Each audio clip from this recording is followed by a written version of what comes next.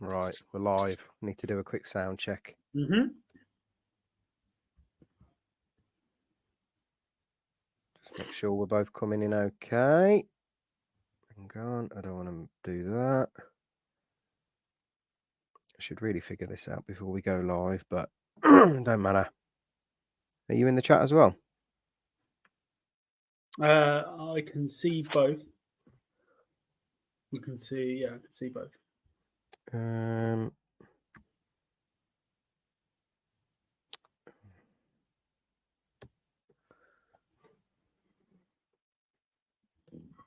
my 4G is not working. Hang on. Let's get this sorted. Why do you need your 4G? No, because I try and improve the quality Mm. of the stream by casting my internet through my 4G when I'm live. Through my 4G when I'm live. My 4G when I'm working. Mm-hmm. I think we're good, Beak. Yeah. Right, we're live. Need to do a quick sound. Right, welcome back, everyone. Jit Geek in the Week, episode 18. Great to have you with us. MCU special tonight. Loads to get through. Joining us today is our MCU specialist, Beak the League. What's happening, brother? I'm all good, mate. How are you? I'm all good, pal. I'm all good. Thanks for joining in today. No, and of course. yeah, good to have you with us. Just doing a quick sound check. Yeah, absolutely. Been a busy week. It has been a busy week. It's been loads happening. Content's gone out. We've got the we've got the Final Fantasy X No Sphere Grid playthrough carrying on. Thanks for the kick up the backside for that. If you join us in the chat, great to have you with us. Drop a like, smash the subscribe button if you're not part of the Jit Geek community, and let us know what you think about the Loki reviews. Been buzzing about them all week. Absolutely. Really looking forward to episode 6, Beak. On the countdown now, brother. 4 hours to go. 5 hours. Apologies. 5 hours. On the countdown. Absolutely buzzing for that. Right, what we got going on today? We've got. Let's just have a quick look through. Right, so we've got the Marvel's post-credit scene reaction. We're going to go through the Rotten Tomato scores as well, just to cherry pick a few of those. We'll have a blast at that. We've got our Loki season 2 episode 6 preview discussion. Yep. And I found a trailer with all of the unseen footage for the last episode in kind of one condensed video. So we can go through that. That's good. We've got the Echo trailer to go through. I know you've seen it. I think you've seen it. I haven't. Yes, I have indeed. Yeah, it looks good. Looks very good. We'll go through that though. So we can go through that. And what else? Oh, we've got that Variety article to go through, but I know you've got some insight into that, which is always good. So yeah, lots to get through. I mean, I think where we'll start is probably where do we want to start? Let's start with just hit it with the Marvels just straight away. I think we should absolutely. Now, this is probably going to be. I know. I wanted to talk about no spoilers because I know you're watching it tomorrow, but yeah, I know you've seen the post-credit scene. What did you think? We'll jump straight into it. Which one? Which one do you want to go for? Because for anyone who doesn't know, there's actually a mid-credit scene and a post-credit scene. Now, I know pretty much everything that goes on in this film, from beginning to end, from Act 1 to 2 to Act 3. But it's obviously Marvel's done a poor or a very clever press release in the fact of they've just released everything about the film. And I think we touched base on this last week on the Loki review that if you piece together all the trailers and everything that has been leaked, you can pretty much put the film together. Film is the film, from what I know of the film, looks really good. I can't wait to actually see it live action and see what justice they do with it. But yeah, as we discussed, definitely the Marvel's post-credit scene. So we're going to go with the mid-credit scene first, yeah, and then we'll go to the M1. Yep. Okay. So the mid-credit, that is with Kamala Khan, Miss Marvel, aka basically, from what I know, recruiting the Young Avengers. Yeah, so And she's that's right. starting off with, I don't know what her name is. Kate Bishop. Hawk Girl? No.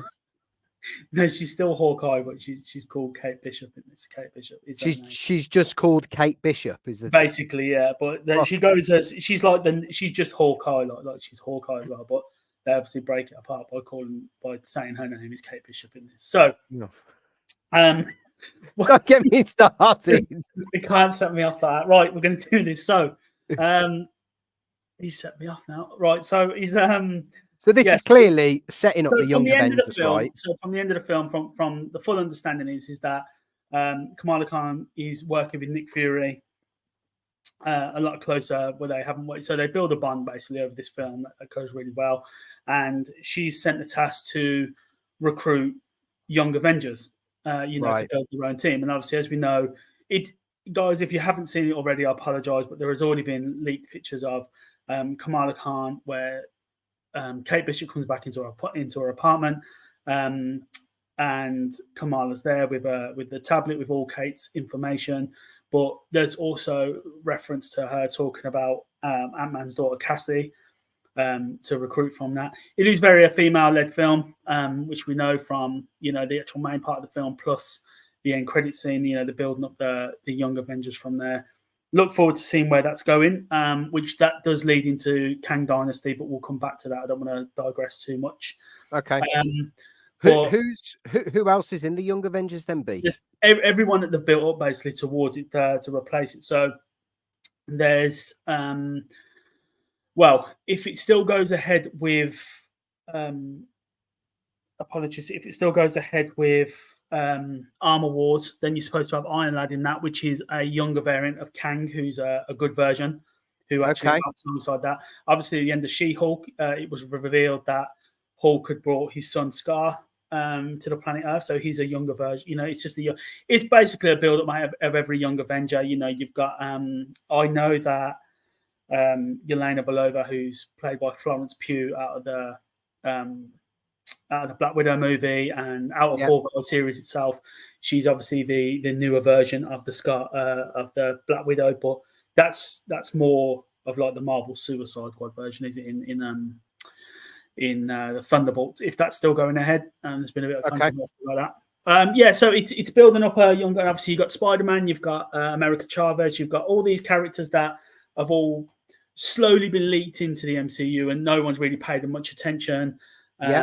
And now they're going to go from there. With Echo as well. She's meant to be one of the Young Avengers at the end of the Echo season, but I don't have. That's only from snippets from leaks that are going around. So she'll be recruited at the end of her series next January. That's like the least most exciting mid credits, most credit scene. But what's good about it is that it's starting to tie things together from that aspect, bringing the TV shows together now finally, which should have been done years ago. But anyway, that's good. We're starting to see some connections there.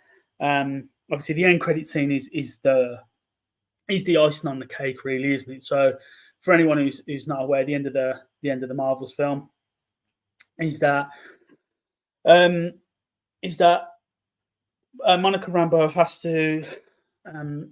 to close the incursion by using her abilities to draw the incursion in on itself, which forces her to unfortunately have to sacrifice herself and go into the dimension that's collapsing in on ours, which helps her to close that off from that point, which then sees Monica wake up in a bed, which actually plays quite well, really, from the WandaVision series, where she wakes up in the hospital after the snap and her mum's no longer in the bed, whereas in this scene, she wakes up in the bed and Captain Marvel is sitting next to her. Although she's not Captain Marvel in this interaction, she actually plays a character called Binary, which is a mutant known from the X-Men comics, but it was actually originally it should have been played by Carol Danvers or Brie Larson, but it's too much of a backstory, I believe. So they've gone with that.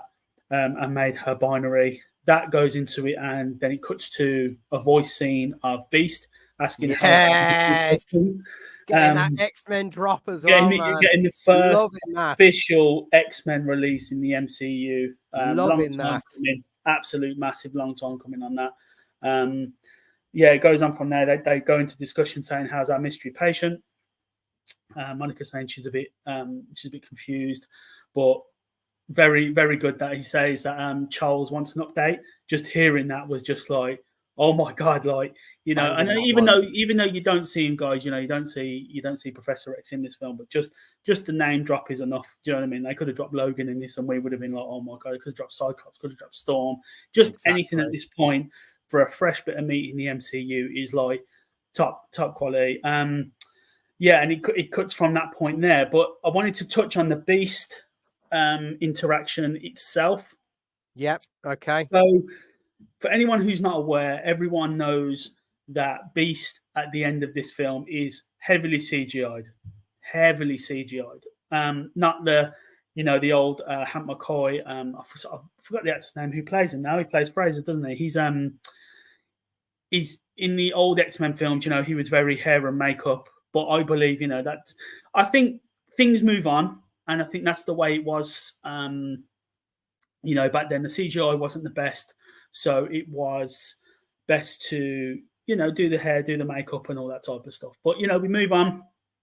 We have new technology now that does that anyway. So I've seen a lot of people throw the dollies out the pram as if to say, "Oh, why is he so CGI? He doesn't look like the Beast we know," and this and the other. Guys, there is a reason. And I'll tell you what the reason is now. Next year, we get the X-Men 97 reboot of the cartoon series. The cartoon, BEAK. I don't know if you're a fan of that, because I was, mate. That was my Saturday mornings. In fact, that was so good. That was the one. You know, Fox. So good. Fox Kids, I think the channel was called when we were young, and it was Iron Man, Spider-Man, X-Men, Fantastic Four, and the whole cartoon shows. That was so good, then one. So for us to be getting a reboot of that is amazing. And there's a reason why we're getting a reboot of it, is because the Beast, the reason he looks so cartoonish in this is not a CGI flaw like in Ant-Man.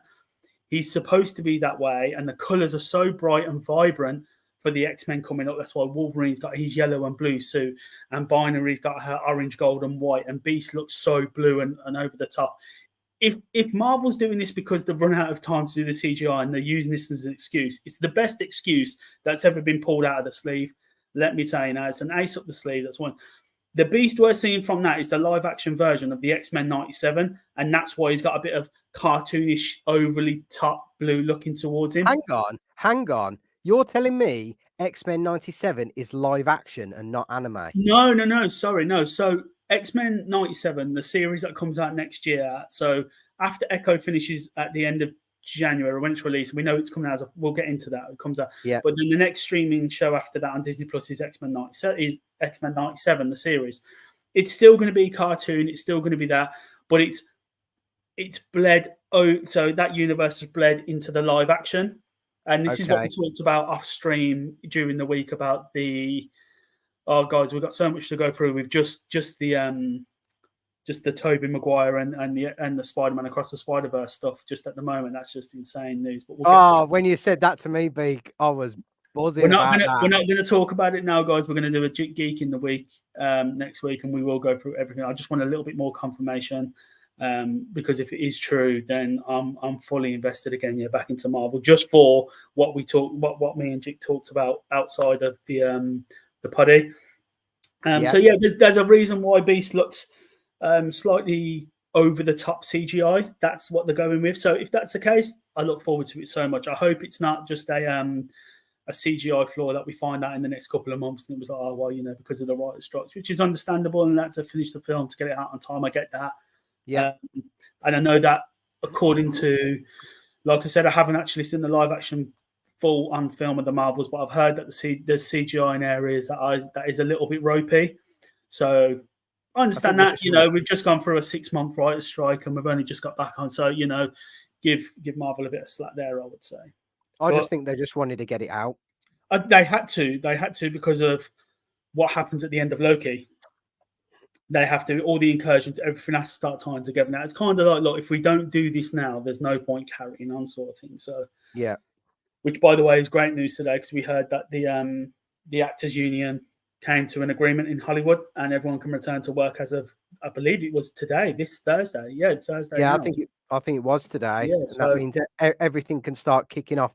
I reckon we'll hear a lot more about Marvel and I hope so. MCU news now. More decisions, more, maybe some more date pushbacks. I think Yeah, we'll and that's understand. natural though, guys. That's going to happen.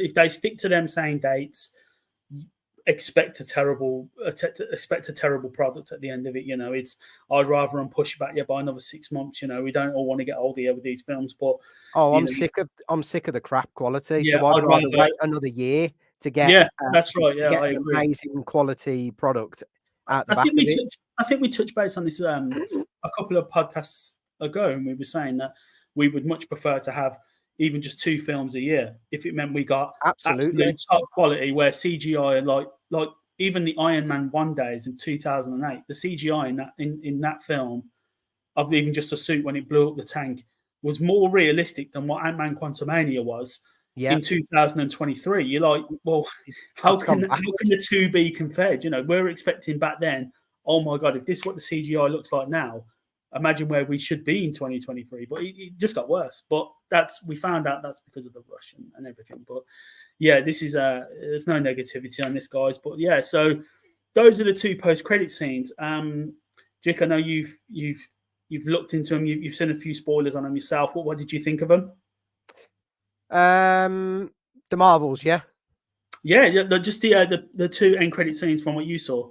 Absolutely buzzing about seeing Beast, right? Absolutely buzzing, because despite it being quite a while ago, Yeah. I loved the X-Men films. I thought they were really solid, and it's a bit weird and a bit timey-wimey and a bit BS as to how they've brought the X-Men in to, or how they've brought Monica Rambeau into the X-Men universe, but she's in there now, right? And we can obviously see the link between Deadpool 3 and the X-Men already starting to It's kind of just so good. It's just so already good. starting to, like, you know what I I mean? wish we were Already there starting to 5 merge years together. ago. Do you know what I mean? I would have just loved to have gone from, how could you have peaked Infinity War and Endgame, bring the X-Men in? Do you know what I mean? That would have been Exactly.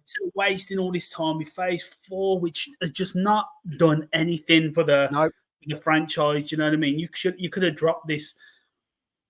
I get there's writer strikes, and we went through COVID afterwards, and we went through we just went through everything, didn't we? I know there was licenses from Sony, from Fox, that the Fox contract was that X-Men films, they had to have, basically, I don't want to say it in so many words because I'm going to get it wrong. So basically, they had to have their swan song as well. That had to be played out as well. So yeah, I know that, and I know we're going to get to that, guys. We all know that that's coming in Secret Wars. We know all that. But if this would have been just even a couple of years ago, just to tie it in quickly, instead of having just these TV shows that by my standards are pretty irrelevant now. Do you know what I mean? Like, see, the one that stood up the most was literally WandaVision, because it just fed into Doctor Strange so well, like just from that point. But yeah, that's what I would.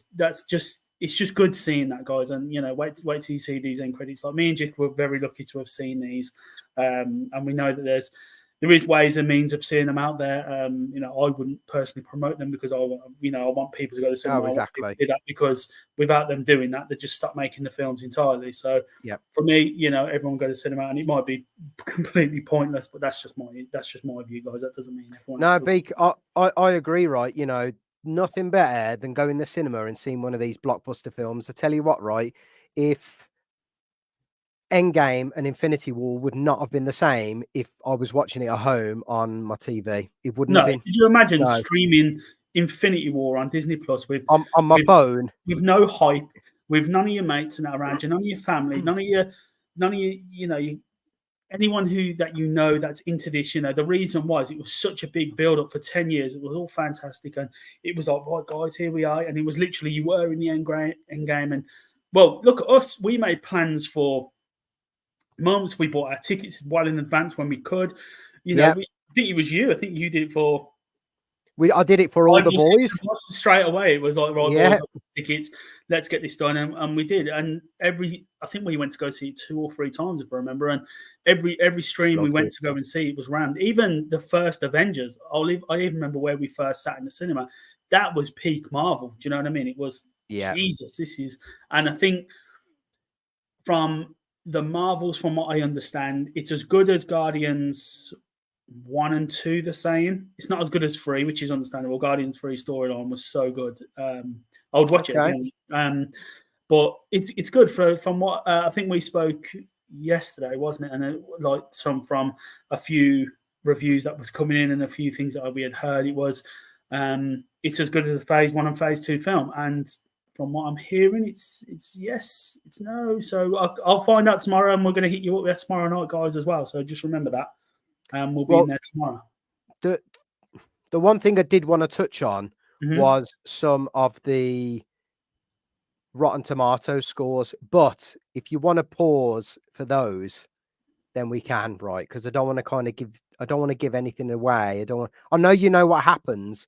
I guess I don't want to affect. I know the Rotten Tomato scores, but I'm going to be completely honest. They don't really ever affect me anyway, because I've seen some Rotten Tomato scores on films before, and then I've watched it and I'm like, they must be wrong. They've got to be. So, but then let's touch on it. Let's go from there. Let's do it. Well, look, I mean, in order to get a rotten score, you've got to get lower than 60%. And it's literally on the fence, right? 62%. Yeah. So, I mean, the trouble is, right, I haven't watched Captain Marvel 1, and I never wanted to. Oh my God. Okay. But this doesn't really tie into that anyway. No. And thank God it doesn't. I didn't want it going into this being like a prerequisite. I think the only prerequisite for this probably is maybe WandaVision, because of how Monica Rambeau ties into the story, but also maybe Miss Marvel as well, which again is something I didn't watch. Sorry to interrupt on that, but I was going to touch back, because we're doing a full reaction tomorrow night, aren't we? That's correct. Yeah, we can do after the Loki review. We can do, yeah, of course. So that's why I didn't really want to touch too much on the actual Marvel storyline for people who haven't seen it yet. So when you were saying about that just a minute ago, I would say leave it at that point there, because there's a lot of people that will watch this and go, right, if that's the case from this, and this. But I understand where you're coming from, because I know what you're talking about. But tomorrow we can touch base on that, guys, and we'll jump back to this point about WandaVision and everything, because I believe, without going too much into it, Marvel do a great job with cutting a lot of the fat, with going up to that point of who's who, and we'll just leave it at that for that point. If you don't mind, I would say leave it at that point there. Okay. For a very good reason. We'll go into it tomorrow, and I think that gives a lot of people then to go, oh, okay, I haven't got to do this, and this, but I'm sure you can gather from what I mean from that. So. Yeah, that's fine. The one thing to touch on then is at the end of, so we got the Beast drop. Love that. I love that. I was buzzing for that. And to be honest, I kind of half knew that we were getting that, or we were getting some sort of X-Men. Yeah, I think it was dropped a while ago, wasn't it? It was someone leaked a while ago. Yeah, someone leaked it was Beast out of everyone, and which is a shame, really. It's weird that we don't get. It's weird that we don't get anything tied into Kang, but we do get something tied into the multiverse. So what I'm hoping is that Loki season 2, episode 6 ties Kang into everything. Yeah, that would be. I hope it does. I really, really hope it does. I really hope it does as well. Yeah. So no, I agree. I mean, I was going to go through these, but yeah, we'll pause this until tomorrow. Okay. I was proper hyped though for that Marvel's for that Beast drop. Love that. It just needed to, like, what other end credit scene could it have been that isn't really going to refresh anything other than a Kang variant being at the end of that film, sort of thing, like a Kang from another universe. I Yeah, mean, exactly. that would have been great. Is if she went back, she went through this time, you know, she went through this multiverse portal, and the Conqueror was there or something, and he would have been like, "Who are you? And how did you get through to this universe?" And he would, do you know, that's where it would have been like, "Oh my god, you know, we've got a bit of a threat going on here," and this, that, and the other. But I guess there was three things they could have done. They could have tied it into Kang somehow. They could have tied it into the X-Men, or they could have tied it in, or they could have had Deadpool show up. that would have been a strong show up. That would have been mad. That would have been huge. God, you might as well just had him and Logan, sitting there going, "You're right." God, that would have been. Oh my God, here we go. Just drop out the sky. Yeah, if we're going to do it, we might as well just go straight into Deadpool 3 now. But I think we've been pretty straight up on this, and I'm not saying that we're fresh off the cuss, because I know a lot of other streamers and a lot of other reviews have touched on this. But everything is leading you to Deadpool 3, so why not lead everything yet to the mutant saga? So great.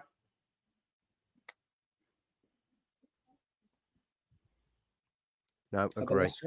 No, I'm still here. Sorry, I'm still here, just chatting to him. Oh, okay. Okay. Well, with that said, then let's crack on with. I think we jump straight into what else is to come with Loki season 2, Beak. Let's do it. So let's just rewind. Loki, can you hear that? I can, yeah, I can hear it. Right, let's go. I don't think we'll get copyrighted for this, but I'm just going to be. No, just go steady with it. That's all you got to do. I'll go steady. Loki, how much do you know? Let's assume I don't know much, but I'm a fast learner and I'm a god. Well, let's start at the beginning. Yeah, let's start at the beginning. Oh, I love these little timey-wimey little it's drops. been all the way through the season, hasn't it? They've done it so well. I swear the scriptwriter must have been like, right, I want to mention time as much as I can. They must have had a drinking game where they're like, right, we're going to take a shot every time there's a time reference in this. That must be smashed or something. There's got to be, because they've done it so well. They have done it, so fair play to them on that. Yeah. Where do you want to start with then? Like so where we've led up to from episode into this? We're just going to go through it, and then we'll go back to any. Oh right, okay, brilliant. Go on. To any little ones that we haven't seen, any little scenes. The green button. So hang on, we haven't seen this bit yet. No, we haven't seen this yet. So hang on then. So let's keep going. Green button.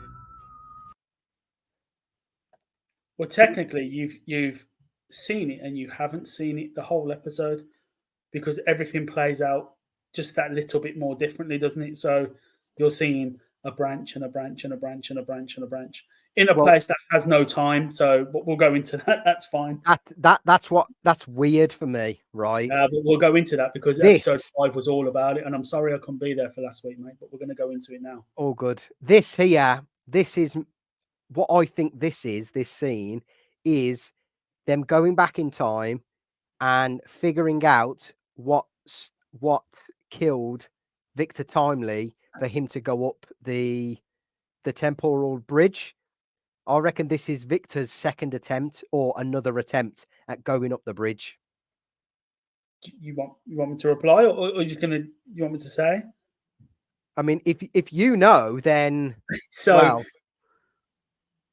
just from this bit here, so we know that Loki now can control. So just a bit of backstory, guys, for anyone who didn't see JGITW last Friday. We usually do a review on a Friday for the episode breakdown, and I couldn't be there last week, so apologies for that for personal reasons. But so we know now that Loki has unlocked a new power, and his new power now is basically a walking tempad. We know that. Loki can now. The title of episode 5 was perfect, because it was science/fiction, not science fiction.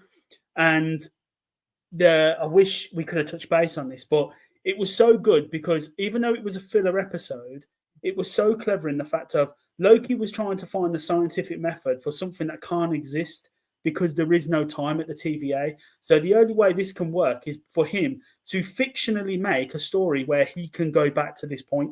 So he can move back to points in the TVA where we're looking at it as time travel, but it's not. He's looking at it in the fact of, right, let me go back and rewrite the story again. He ended that episode so well by saying, I can now rewrite the story. So he's going to keep going back to multiple points, not multiple timeline, guys, multiple points of his experience in the TVA where he can, oh, this might need to change this might change that. Who does that other than he who remains? He paved the way, as he said. So Loki is paving the way. So whether he's paving the way for a new Kang, Yep. I could go into something that I know we talked about from what I saw in the week, and I swear I hope it's a photoshopped edit thing. But then again, if it's not, I'm going to be so happy for it anyway. But we'll go into that. So if you press play on the trailer, just where you are now, if you press play, Tiny little sickie. keep going. So this is obviously a repeat of what happened That's it. in episode Because 4. you can see the confusion on all their face. So like, what? How is he walking through this if he's never done it before? So you can imagine them trying to explain to them that there is no time, but just bear with me on this. I'm going to explain to you something that I know of. Now, we see old Vic here in a minute. He gets turned spaghettified again. This is 100% Vic. Yeah. Oh, no, we know it is. We know it is 100%. So he gets spaghettified again in a moment, and you see it. So I think they do quick replay after quick replay of different times, and that Victor's going to go out there and going to go do this, and it's spaghettify. Okay, let's try something different. Let's try this, spaghettify. We know what it is. We know that he goes back at a faster rate and says to them, the longer we leave this, the stronger the radiation gets. So Right. get him out if he wants to do it. So we know it goes along that time. So see this point here where it showed him about to be there, where he gets spaghettified. Hang on. Bridge. Hang on. So this bit here, you see him going to get spaghettified. There. Yep. So that could be attempt 2, attempt 5, attempt 10. Yep. From the understanding, it was never going to be a human that can walk the bridge. So they've played very heavily on the word that Loki is a god over the past. I see. Who can do this other than a god? Loki's been out in the center of space. He's been in stars. He's been on everything. So, unfortunately, Victor Timely, as much as we know that he's a Kang, he is still flesh and bone. Now we know obviously Loki not flesh and bone, but he's built of stronger atoms. So there's no one else that can do this other than him. So they're wasting all this. I don't want to say time as a pun, but they're wasting all this time when really the hero of the story was always Loki anyway. It was always going to be Loki. It was never going to be anyone else. It was always going to be Loki. I can't wait to see what happens when he pushes that button, or how he resolves this. But I don't think it was ever meant to be Victor Timely that goes that far. Like he was never meant to be the hero of that story. It was only so far he's meant to go. So maybe then Victor Timely gets there, pushes the button, and it still doesn't work. And then he gets spaghettified again. And then okay, we try this. Again. We'll try this. We'll try that. So tell me then. To tell me. Hang on, we'll pause it on this because we'll come back to this bit because I want to. Okay. But tell me, do you know why he's able to time slip? Because that was my main question in last week's review. Why he's able to time slip? Because time slipping is the only way he's allowed to go back to a point in time. Yeah.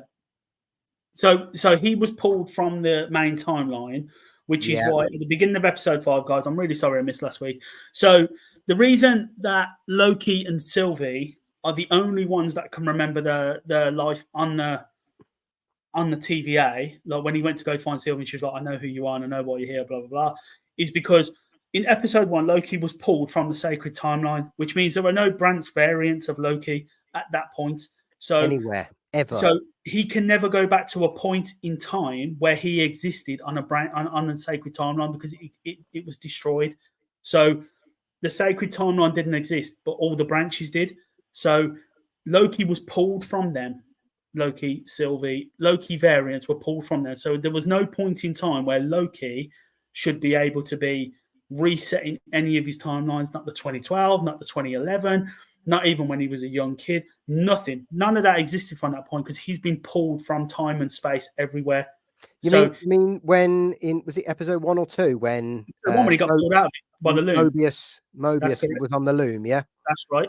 So when he got pulled from that, he cannot exist on the timeline anywhere. So theoretically, he shouldn't be able to slip. So he was pulled from that. Once the loom exploded, Loki was then, his molecules were then re-entered from that point. So he was then able to slip again. You know what I mean? He was able to So slip from that he was point reintroduced to into the the timeline. timelines, Yes. So then he into could both then, the sacred timeline and branched timelines. well, but the sacred timeline doesn't technically exist from the end of episode 4 where it blew up. Everything from that point is Yeah, so yeah. when you looked at Casey's timeline or so on and so on, so timeline where he was a criminal, where she was a doctor and all this stuff, everything under that was branch, because these are all branches off the time. There was not one sacred timeline on there. Yep. Now I don't think they're going to repair the sacred timeline, which would be a bit silly if they did, because that would mean that the multiverse is done. So that would mean there's only one Kang. That would mean there's only one. Yeah, that would mean there's only one of everything then. Exactly that. So we know. So theoretically, we just answer our own question. We know they're not going to repair the loom, but I still don't know why he's able to time slip though. And I'm not saying that's ruining it for me, but it's annoying me because it's kind of like it's the explanation for him being able to go back in time. Maybe we find out. Maybe this explains it. Oh, as into why he got this ability. Yeah. Oh, I don't know myself on that. Sorry, no, I don't know. I wondered why you meant, like, why did he remember it, sort of thing. I'd say because he didn't have a timeline to go back to because he'd been pulled from it. Okay. Yeah, I'm not 100% why he's the only one that can time slip actually on that. But I did like the end credit scene though of episode 5. That was good, seeing the of He Who Remains 10 pad now on the table with no one controlling it. So I'm telling you guys, episode 3, I said it, he kills Sylvie. I'm just saying, I reckon he kills her and he takes the 10 pad. That was my theory, or our theory, should we say? So Loki Who Remains, telling you, and yeah, so 100%. You heard it here first, folks. Yeah, I think Loki will be the next He Who Remains, or he was always destined to set up. Well, look at episode 5, just episode 5 in general. I know we're talking about 6, but who created the TVA? Oh, that's a good question. It was Loki. Loki was always meant to create the TVA. He got the gang back together. He went out through the timelines to pull these people together that had no recollection of it. Nothing else. He was the original creator of the TVA. So I think that's where Vic sees this. I think Victor Timely plays a bigger part in this episode than we think. Over that, he just gets obliterated, and Loki is the new Kang, and he's going to be the king of time. Imagine Loki ends up as a Kang. I know this sounds bonkers, but Loki ends up as a Kang variant. What if Loki ends up as He Who Remains? That's what I'm saying at the end of time. Like, that's what I mean, as like the Kang variant. Right, so I'm just going to go into it, and I know we're going to go through this, but there was a leak of a. Here we go. Oh, there was a leak of an image. A leak, full flight. Go on. Now, I'm hoping it is true, and I don't know if I want it to not be true, but the image that I saw was 2 cut images of Loki in his full original Asgardian attire with the horns, the green cape, everything, and it was him taking the seat of the Citadel with Miss Minutes next to him. And this isn't like a fan drawn like clip scene. This was a proper visual scene. Now I can't obviously play it on here because of copyright laws, or it's just illegal footage. I don't know, but I wouldn't want to run that risk. But that's what I've seen. So if that is the case, Loki is He Who Remains, and he was always meant to set up the TVA. He was always meant to control it, or he was always meant to set it up until a Kang variant takes that place, and then so on and so forth. Or Victor Timely was introduced to then eventually take that role, when then he resets Loki into the timeline, and then this keeps happening over and over and over and over and over. It's clearly going to end up with something like that, some sort of massive time loop where Loki is the one to either create a time loop, or my other theory is Loki is the one that destroys the loom, and the sacred timeline no longer exists. So you've just got all of these branch timelines everywhere with a Kang on. Or we just call it Sylvie Who Remains. Oh, for God's sake. I couldn't resist that one. I had to say it. For God's sake, don't wind me up. But no, that's obviously from the end of Ant-Man Quantumania, where Immortus says they're starting to touch the timeline. If we let them, they will destroy everything. Yeah, I think that's in reference to we can't let Loki repair the loom, because if he does, none of us exist, because there are no other Kang variants on the sacred timeline, but there are on every single multiverse, on every single branch timeline. That's why there's the Council of Kangs and so on and so forth. So there's something that happens where he's going to try and repair it, but something or someone stops him. And from what we've heard, surely BEAK, excuse me, surely they're the only two options. Like, they repair it, but then how do you get from Loki season 2 then to Kang Dynasty with all of these Kangs? If they repair the loom, wouldn't exist. It can't exist. Exactly. If they repair the loom, they theoretically branch all of the timelines, and the sacred timeline then starts again.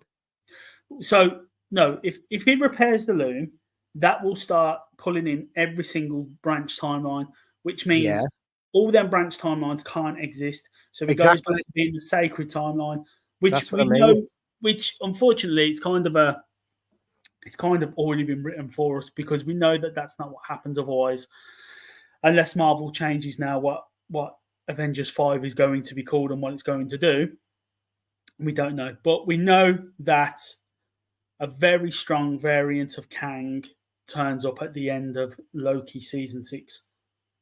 So I believe that is what stops Loki from attempting to repair the loom. And maybe the scene that's paused there is like the last, the last 5 minutes of the show. It must be. It's all or nothing. It's down to Loki to save it. And it's a bit of and like say Immortus or one of the Kang variants turn up and go, no. Or it could even be Kang the Conqueror. We don't know where he is in the timeline now. We know he's gone into the... you mean from Quantumania? Yeah. We know he got sucked into his time drive. So into his multiversal engine. So the multiversal engine could be anywhere right now. So unless he turns up to go, actually, no, I'll take that, thanks, and go from there. Because don't forget, he's beat in Ant-Man. He said he had beat many, many variants of himself for many multiversal wars. Universal wars, this, that, and the other. This could be the beginning of these universal wars that he fights again over and over and over. So I'm just saying, guys, 4 hours 15 minutes yet to go, and we find out. Hey, we can stay on till then. I'm feeling it. I've got enough sugar-free Red Bull yet to keep me going, mate. I'm sure I can do that. Right, let's just round off this video. Go on then. Because we've clearly haven't seen this this is the only scene probably we haven't seen yet so far. Everything else is a repeat, but just a little bit different. So I reckon this is, like you said, the last 5 or 10 minutes where it's like it's clear that Victor Timely cannot do this. He can't survive the temporal bridge. It must be Loki because he's a god. And you're right, they've been making references to that all season. That's right, yeah. Oh. It's one ugly face. He's clearly, I reckon he's clearly like done it himself as well. It's not an agreed plan. Yeah, I think he's come to the conclusion, hasn't he? Look, I've seen every outcome. I've gone back and tried to replay every outcome I can, and No one else. He just Victor was never meant to do it, or maybe there's a variant where Mobius tries it again and he gets spaghettified, and we know he's not going to let that happen to him, so he goes back. Look, to be fair, that clip you've got there with Renslayer, we don't even know what hers and Miss Minute storyline is at the minute. Exactly, we haven't seen the end. She gets wiped out by unless she gets wiped out by what's it called? Alioth. Alioth, yeah. Unless she gets wiped out, and that's the end of her storyline, which, to be fair, I wouldn't really mind. It's pointless bringing her back here, to be honest, at the moment. I agree. So, yeah, that was, it wasn't pointless. Obviously, she had to set up Kang, but she had to set up Victor Timely, sorry. But, yeah, other than that, I don't really see her storyline, or I just want to know where Miss Minute goes, because we know she's in Deadpool. So maybe she does side with Loki, she comes back, and maybe if the leak that I saw is correct, maybe she does work along with Loki at the end of it, and Loki is the one sitting at the end of time on the Citadel, writing the story. Don't forget, He Who Remains did say that he had paved the way for him and Sylvie to find him, and he was hoping one of them two took over the sacred timeline. Maybe that's what it comes down to. Maybe just a little bit slower. We can't say it was the wrong time, but it was the wrong point in the TVA where Loki was meant to take it over. So many unanswered questions for a 50-minute episode for tomorrow. I hope they do it justice. This is what I said in the review. It's just, there feels like there's so much to wrap up. And what did I say? You've got to wrap up this like time loop. You've got to tie it in with Kang the Conqueror or He Who Remains. You've then got to tie it in with the rest of the season, and probably even the previous season, because they link. It's just basically one giant season of television. But you've then also got to kick on and surely link it then with Deadpool season 3, Deadpool episode 3, Secret Wars, or Kang Dynasty. Yeah, no, that's right. It just seems so much to do. And you're right. You've also got to figure out what to do with Renslayer, what to do with Miss Minutes, what to do with a lot of the characters. Like, where do they all end up? It's so we know that Kevin Feige in the week said he wants to do a Loki season 3, but if it doesn't materialize, the end of this season ends the season sort of thing. It's not going to leave it on a massive cliffhanger like season 1 did. Okay. So it's like, if season 3 doesn't materialize, it's not a big deal. That's a good thing, because it almost feels like now we're at the point where if they finish this correctly, it should easily like move into Kang Dynasty. Yeah, we need to move on a little bit now. Even though it's been a great season, we just need to move on a little bit more now and start seeing the villain. Because still, at the moment, as good as Kang is and as good as Kang's meant to be, that's still up in the air, and we don't know what the situation is with that. And 2, we've still yet to see a very, very powerful villain this far on, 5 years in. Do you know what I mean? 5 years since Thanos, and we're still yet to see a villain of, oh my God, like powerful magnitude. Within Thanos' power. Within 3 years of phases 1 and 2, we had Avengers 1 and Avengers Age of Ultron. Age of Ultron was just an animal. And within 6 years, we had Avengers 1, 2, 3 going into 4. So going into Infinity War. Going into Endgame, wasn't so? From 2012 to 2018, them 6 years, we had phases. We had the end of phase 1, which was Avengers Assemble, like the first Avengers film, 2012.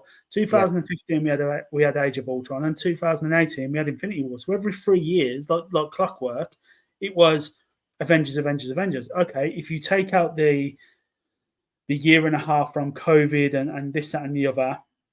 So that should have been 2008, should have been 19, take out that. So 2023, we should have had, and I know there's been pushbacks and everything, but realistic 2023 or even May next year, we should have been realistically seeing Kang Dynasty.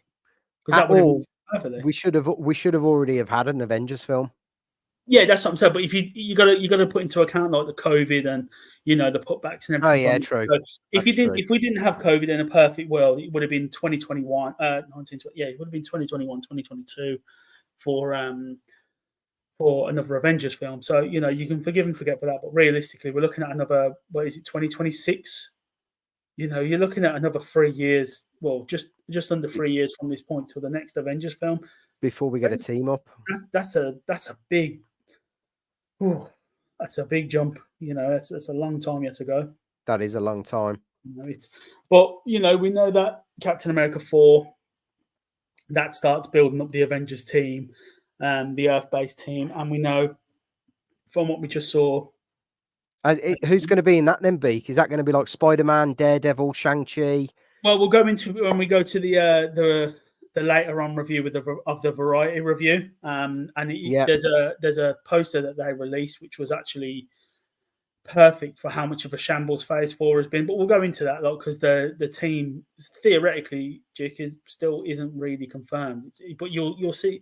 I'll show you what I mean when we go to the. All right, let's jump into that then. That's a nice segue into that. All right. So, but that says it all, doesn't it? You know, up to the peak of 2009. Well, and then exactly. Crisis at Marvel. You see that picture there as well with Nick Fury. I've seen this. What's it? Can we get some toast, please? He was saying on Twitter that wouldn't it have been great if the season 4 was a whole Secret Invasion saga instead of a 6-episode. And I'm not sure how they would have done that as good and with the whole mess up and everything anyway. But you know, instead of trying to condense that down into 6 pathetic episodes, you know, over 6 films, that could have been legendary. Could have been great. I agree. It could have been a whole phase of the MCU wrapped around Secret Invasion. Who can you trust? Who can't you trust? You know, is there a way we're going to be able to find out? And it just never.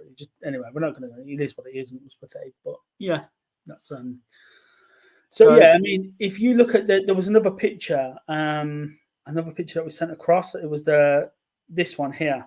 That, if you look at it, that just sums up how poor Phase 4 actually was. You know what I mean? I mean, Captain Marvel, no one likes. Captain Marvel, I mean, Captain America, what's his name? Sam Wilson. Yeah, I'm not the biggest fan. And that end episode of what was it, Falcon and the Winter Soldier was just it was a bit shit, weren't it? Really, it's terrible, really bad. I mean, I had more hopes for Ant-Man than any other film.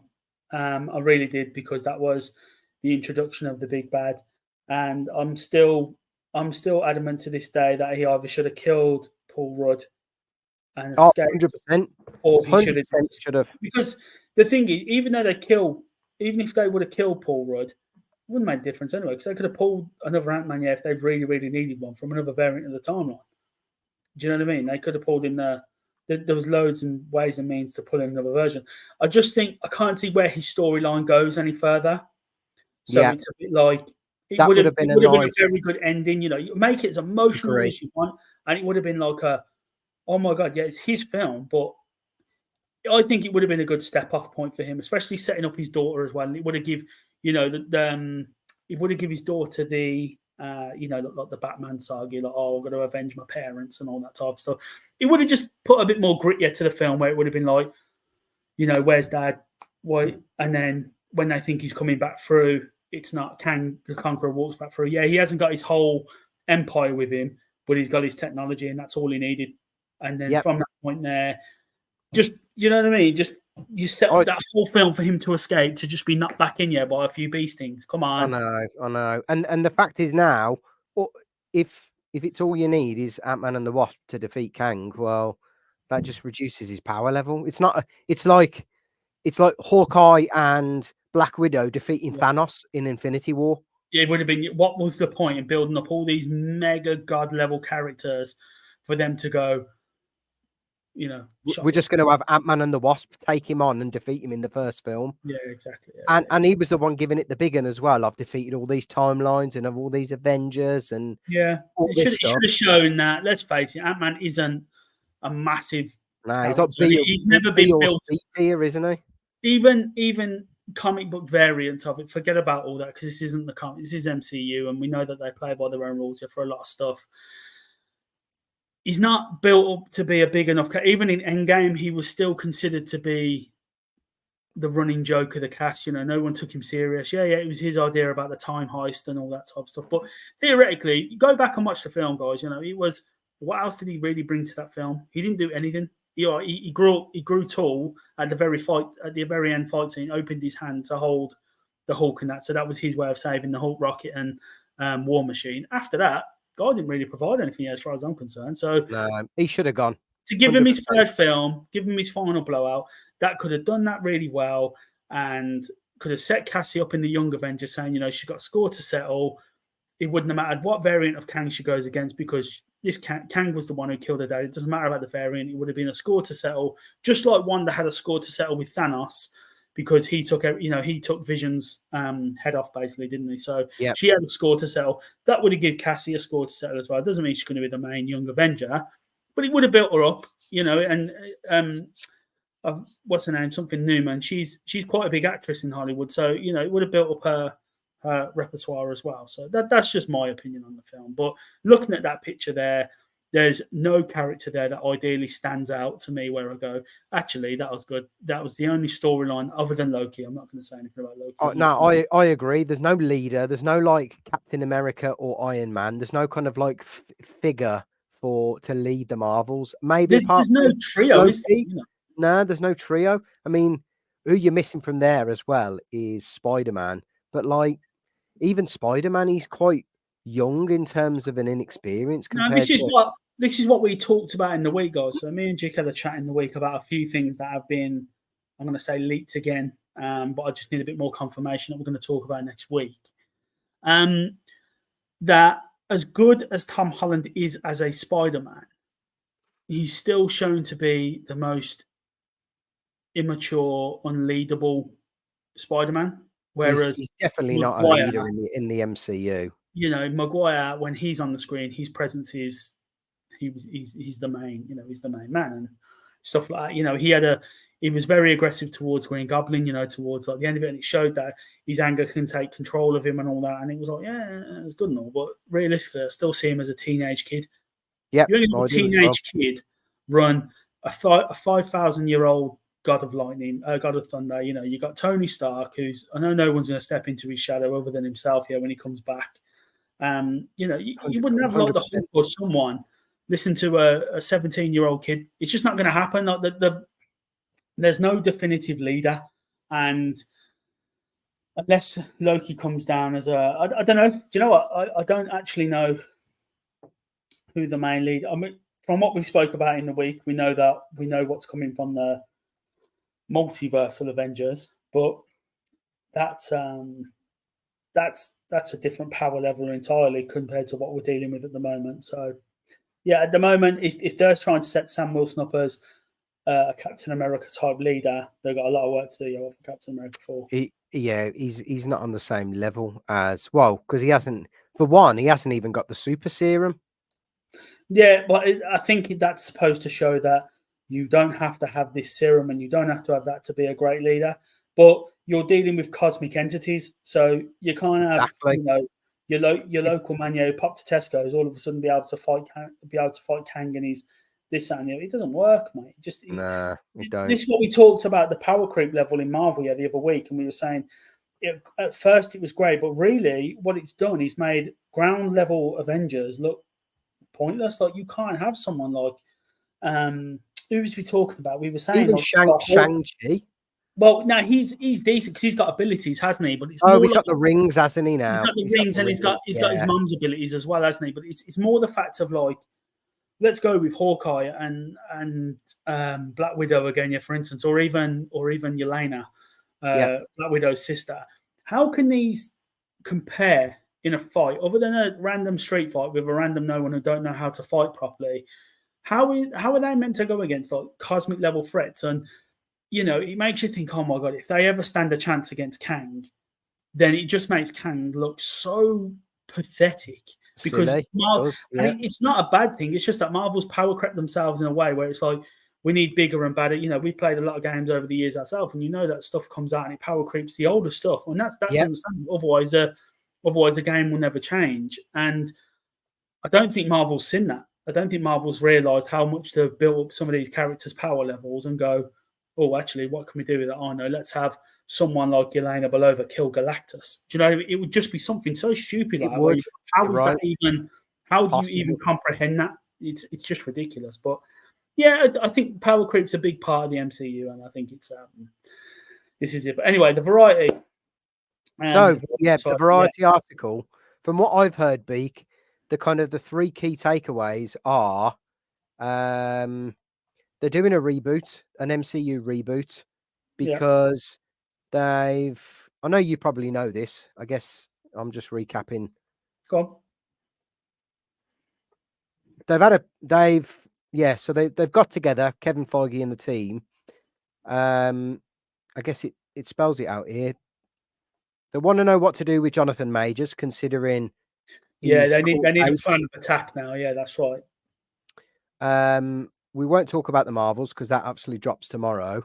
Yep. They're on about an Avengers reboot after, I'm guessing, Secret Wars, which I think is probably the best time. But also, I think it does touch on as well the amount of reshoots and cancellations. Like they've just sacked everyone from the what was it? The Daredevil film. And I think they're on the verge of cancelling Blade as well. Oh, don't get me into that one. If you really want to go into it, yeah, we'll go into that one. Yeah, but so every year Disney go on a retreat. You know, Bob Iger, you know, he does the big retreat, and they all go there and they'll congratulate themselves on the years that they've had and this and the other. Well, that hasn't obviously gone to plan over the past couple of years, and you know, there's been no good year that's come from it over Marvel. And so from the understanding of what we've read and what we spoke about, Kevin Feige was pulled into Disney's head office to say, basically, we don't know the full ins and outs, but we know that Bob Iger's pulled him in. Let's face it, when you get pulled in there by the MD or by the gaffer, you know for a fact stuff needs to change here. So, you know, it's either you need to go or the stories need to change. So, we know that he hasn't been sacked as of this point, and he's still working on a lot of stuff, and he's quote unquote excited for what's coming next and this and the other. And I do genuinely think that they're relying too much on the X-Men for that, and going from there. It's what that article says. Now, I know we've gone over this, that a lot of it was falsified in the fact of so they've taken rumors and she's worded it as factual evidence, and it's not factual evidence. So it was an idea that was brought by the showrunners to say, with the way Marvel is it better for us to revisit bringing back the original 6 Avengers? They were going to wipe out the idea that you can't come back off the Soul Stone for Natasha, and they were going to find a way to revive Tony Stark and this, that, and the other. They were going to do all this and say, well, all our eggs were in the basket with them guys. But realistically, if them 6 guys come back, it'd be exciting for about 5 seconds. But realistically, would I want to watch the same 6 guys do another 3 Avengers film? Well, your face says it all there. It'd be great at first to see them turn up for a cameo in Secret Wars and stuff, where we're like, yes, you know, they got the original.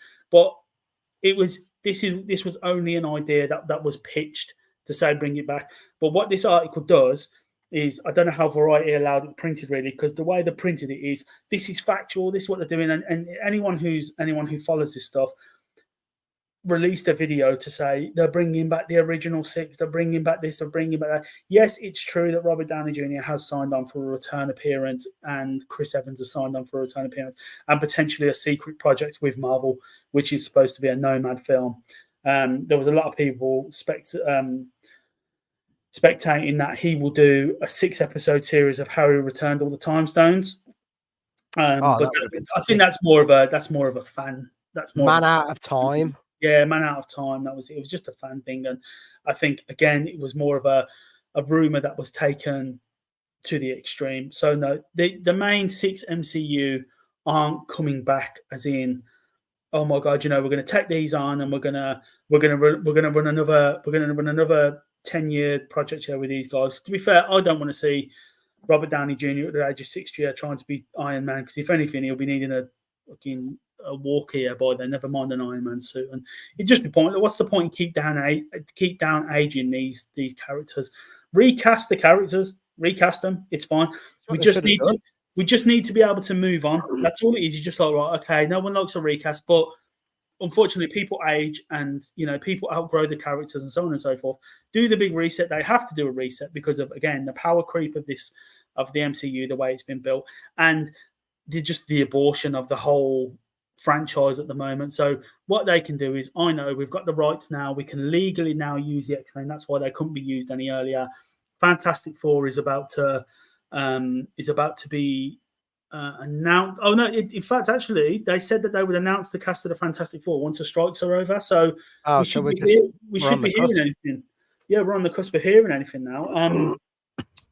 And so yeah, that's an idiot.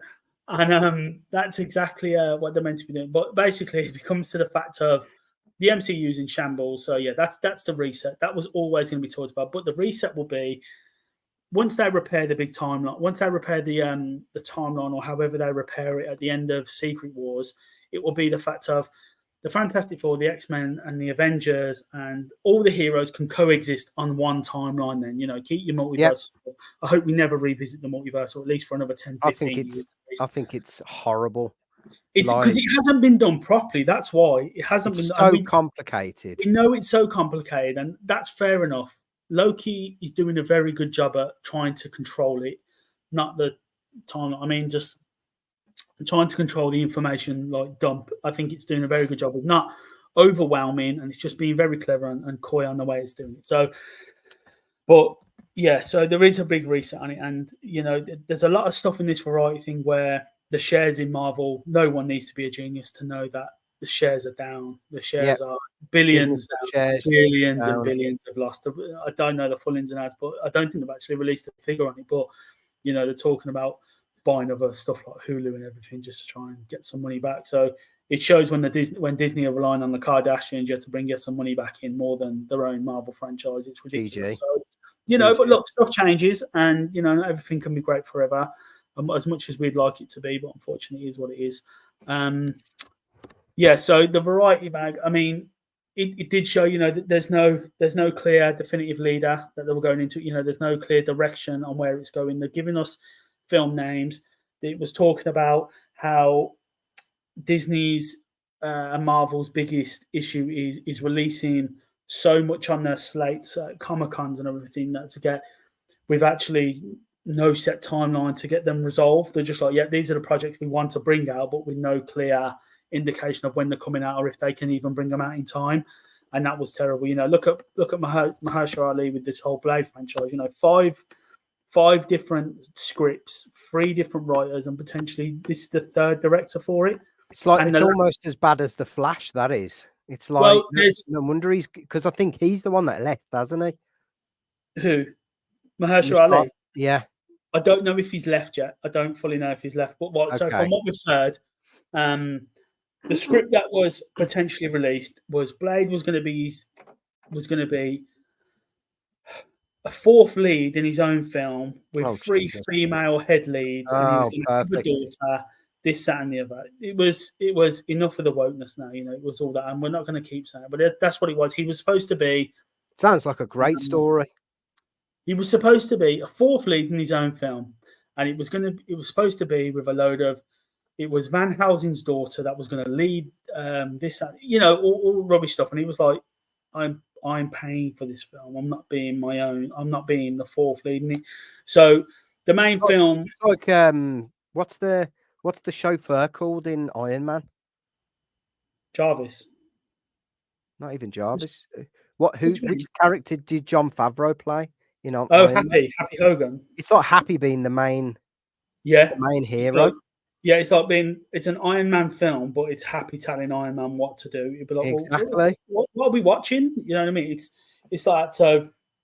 But there was a lot of that was, again, speculatory, but it was an actual script idea. Oh my god! To go down that road. But the new Blade one that was released 2 days ago it'll be set in the 1920s. It is a hunt for Dracula. This, that, and the other, you know, to wipe them all out. There was it's to do with Lady Lilith, who, you know, Satan's right-hand woman. You know, it's a real storyline, and which is great. You know, the bringing the woman aspect into it for the actual proper reasons, and it's all to do with the Ebony Blade, which is what Jon Snow what he All what's right, his, mate. all right, mate. It's his character from the Eternals. It's how they set up the Midnight Suns story arc. Oh, that'd be cool. Really, it's tying together really well. Apparently, that's how, and it's to do with his ancestor in the 19. It was to do with his grandfather, was it, in the 1920s, who was originally the controller of the Ebony Blade, which would have also fit into Angelina Jolie from the Eternals as well, because she had a thing with King Arthur and everything, didn't she? And the Excalibur and the Ebony Blade and this, that, and the other. So that's a storyline from what I understand, which is good because we're actually including some of the Eternals in that film, which is good. Realistically, who knows who they are at the minute or where they are? So that's pointless. So that's the story. It's going to be 1920s. It's going to be set in the 1920s, and it's going to be a full-on R-rated, animalistic, vampire killing original Blade film. So bloody hell, that sounds a lot better than Fourth String. But it needs to be, considering Wesley Snipes' Blade films back then were just full on blood and gore, and that's what everyone loved it for, because that's what the films were about. I don't care about him trying to teach his daughter the right way and the wrong. I'm not interested in that. I want to see him absolutely tear some vampires to bits. I want to see them try and tear him to bits. Have the team up with Kit Harington's Black Knight character, and that'd be good. And, it's this is what we want. That's what we want. So yeah, and we know that we know that Mahershala Ali did the voiceover at the end of the Eternals when he was like, "Are you sure you want to do that, Mr. Was that his voice in the post-credit scene of the Eternals? Yes. Yeah, asking him, are you sure that's what you want to do? Because as soon as he touches that blade, that sword will possess him. So he will then have the power of the Black Knight. So that's why he's saying, are you sure that's something you want to do, Mr. Whitman? That's it, yeah. So that was Mahershala Ali. So, do you know what I mean? That was supposed to be set up, years ago now? We should have had Blade by now. It's doing my nutty. And Blade was no wonder, though, BEAK. In the early 2000s. Now, let's hope they get that one right, because really it's going to be tough to follow on from Wesley Snipes' one. It will be, yeah, but there's supposed to be rumours of him as well turning up in Secret Wars. Supposed to be rumours of him having the original. I think we're going to get absolutely everyone. Well, it's supposed to be the Legacy Avengers, so the Legacy guys that were the original setup. It's supposed to be them. Yeah, I reckon we're going to get absolutely everyone. I hope so. I really hope so. And I just put an end to everything now and then start fresh, however they may do that, or even if they do that at all. So yeah, that's that. Right, let's do Echo. Let's go for it. Let's do Echo. Let's finish off with Echo, and then we'll call it a night. I know you've seen this. Mm-hmm. I'm just going to rewind it. So, Echo trailer, reaction and review.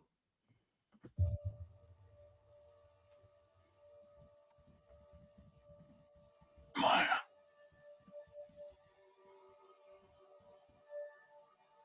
I see everything that you are.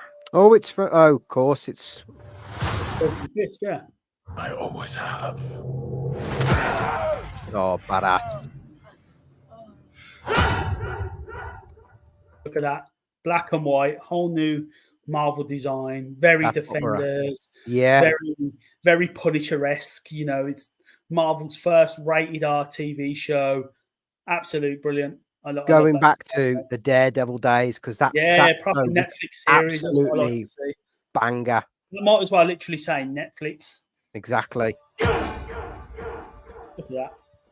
As long as we get the Daredevil version of Kingpin and the Daredevil version of Deadpool, and not the crap that we got in She-Hulk, and not Deadpool. As long as we get Daredevil. Sorry, yeah, I was thinking that. What Netflix, Netflix version of Daredevil and the Netflix version of Kingpin. I'm going to be a happy. Yeah, we don't want a PG-13 version of Daredevil. We want the one that we see in the Look at it, just an absolute animal, beaten him to death. Disney's first blood scene.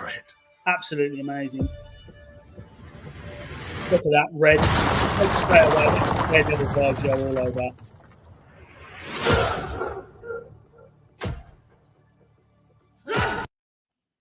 You know what's good about this series as well? They go back to her origin of her Native American roots, which is Why you probably had a way to You have what so power much she pain. gets.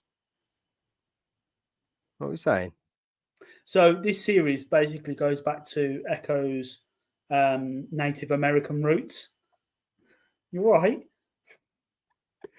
Oh God. This basically goes back to Echo's Native American roots, and she will get her original powers in this as well. Yeah, towards the end of it as well, which is really good. It's very. What? So Did she you ever has watch? got powers. Did you ever watch Iron Fist in on Netflix? You know, it was like part of the Defenders and all that type of stuff. Oh yeah, I didn't watch it, but I know who you're going on about. Yeah. It's like that type of type of power and all that type of stuff. Oh, with all like the Crouching Tiger, Hidden Dragon stuff. Well, no, that's just like the fighting scene, but the actual power itself. Oh, right, okay. And you. So much rage. That you can't contain it.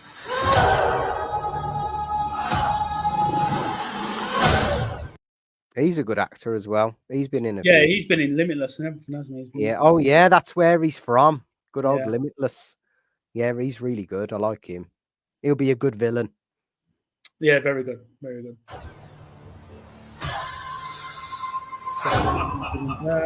Look at that. I mean, just unput. Look at that. You don't see that in a trailer where he blows his neck out. Do you know what I mean? That's how good this series is going to be. That's what we're after. That's what we're after. Daredevil level Disney Plus show. Well, that's I looked at it as in it was like full on Punisher-esque, like. Well, yeah, same thing. Yeah, proper John Bernthal just going ham on everything. Look at that, like blowing his neck out on a Disney trailer. That's what I want to see. That's what I want to see. And let's just turn it down a bit. I think you just hear Disney and you're like, well, it's just going to be Pocahontas and this and that, and it's just not. I see what you mean. It goes back to her roots and stuff. Mm-hmm. Oh, that'd be cool. Oh my God, it's just blood and guts everywhere. It's amazing. Keep it going. That's all we want. And there's a lot of red as well. So even though it's an Echo series, it's very Daredevil colors. See the Daredevil thing? Yeah, it is. Very Daredevil colors. Yeah. If you go back a touch, then go back. Wow. Red. I know it's blood. Pause again the set. Oh yeah. Very Daredevil. Keep going.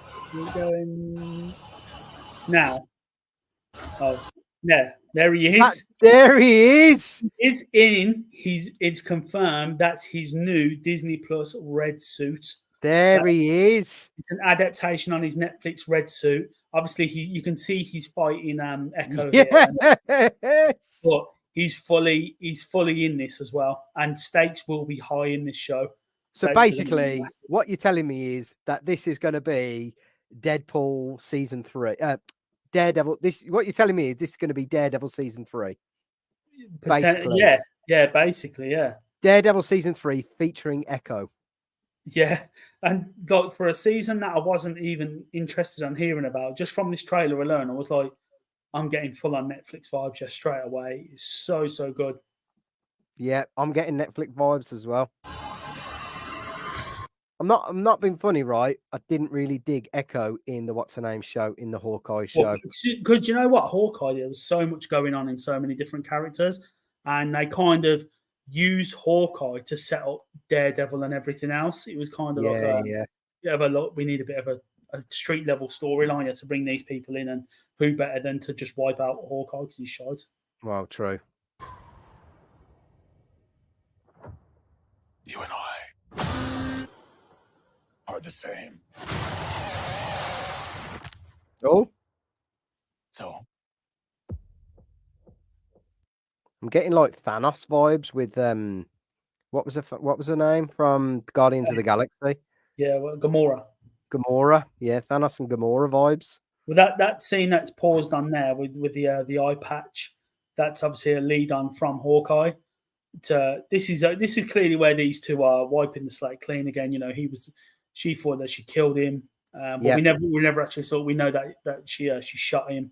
at the end of yeah. Hawkeye. Yeah, I Right, remember. so, and this is obviously where this is picking up from, all their first interaction again, because you Gotta see be. Maya now holding the gun to his head. So I'm assuming that's a bit of a shock horror scene. Like, oh my god, how are you even alive, or what are you even doing here? So Yeah. Who's the monster?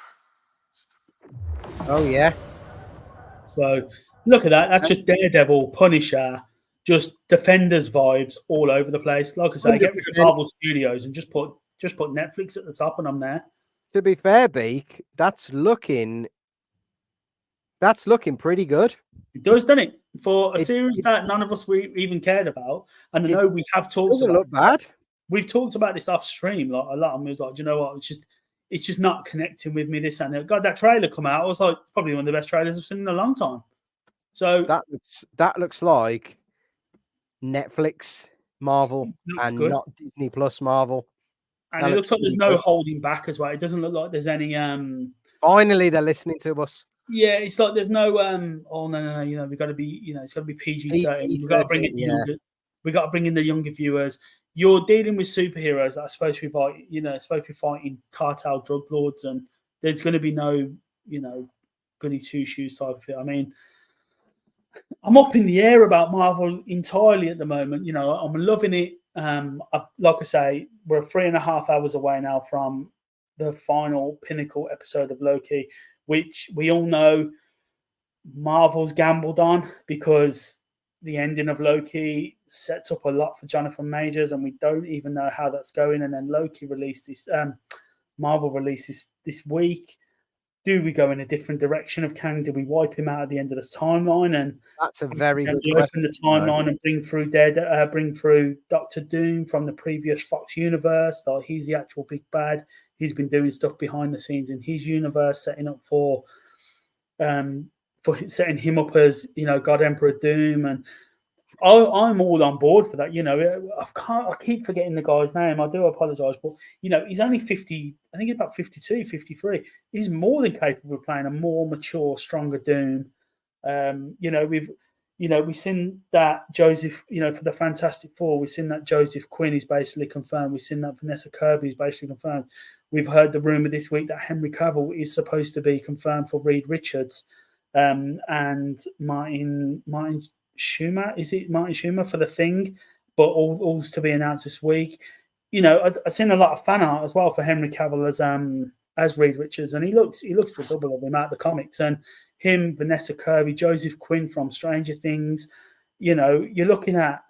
I know we talked about this a good few poddies back, where we were talking about stop trying to get actors to sell your films, but these are, if that's a cast, I'm all in. Do you know what I mean? I'm all for that. You know, you got Antonio Banderas as Galactus, and he's going to be this monster of a villain that's setting up for that. So, you know, that's another thing actually. Where do they fit Galactus in the next mutant universe? You know, is it going to be the Phoenix versus Galactus? Is going to be to end the saga? There's loads to talk about, guys. I mean, we could go another hour into this, that, and the other, and what if that. Beak, I think we'll leave it at that, because we've done a lot. We've done everything I wanted to do, and more. Just a shame, really. I'll tell you what, if this was just a live running day, I could talk now till midnight on what we want from Marvel, what should be happening. There's loads. No, and that's good, right? I mean, listen, we'll park it there, because we've got Loki season 2 episode 6 review coming up in 23 hours, less than that. Less than 22 hours. 22 and a half hours. We'll be back here live reacting to Loki season 2 episode 6. Tune in, Jit Geek, Beat the Leak. We'll be on there. If you join us in the chat, great to have you with us. Thanks, guys. Great. Thanks for the love and support. Drop a like if you've enjoyed the stream. Thanks for joining, Beak. And no, absolutely, I've enjoyed it, and I hope you guys have as well. You know, and we just want to keep going, guys. You know, we just want to keep bringing you as much theory as we can into this. I don't think we're very far off the mark with a lot of stuff we talk about. I don't think so. and everything we talked about so far realistically has come to pass. So I'm just excited, guys, about tomorrow. I'm very hyped. You know, it's 3.5 hours. I might actually consider staying up and watching it. I don't know, but either way, it will still be tomorrow night. And then I'll be going to see the Marvels guys as well tomorrow. So I'm more than happy, JGITW, to be talking about that as well. Nice. Yeah, we'll do a review of the Marvels tomorrow. It's more the fact of, I'm glad actually you touched on the end credit scene, because we know where the Marvels left us off. But I'm more interested in how Loki ends now and where that ties everything up for Deadpool, etc. Kang Dynasty. Just if it's even going to be Kang Dynasty anymore, but we'll find Wow. out. We'll find out tomorrow. We know that the ending and everything's already been shot and seen. So if they do go from getting rid of Jonathan Majors to bringing in someone else, I'd love to know how they're going to do that if they've already set it up as big as what they're saying. So let's find out. If it's Loki who remains, then it doesn't. We don't need the Jonathan Majors then, do we? Because he's wiped them out. So, right, guys. Thanks very much. Thanks great to have you with us. Great to have you with us as always. Absolutely. Join us in the chat. Thanks for the love and support. We'll see you all tomorrow. Take care. See you tomorrow, guys. Bye for now.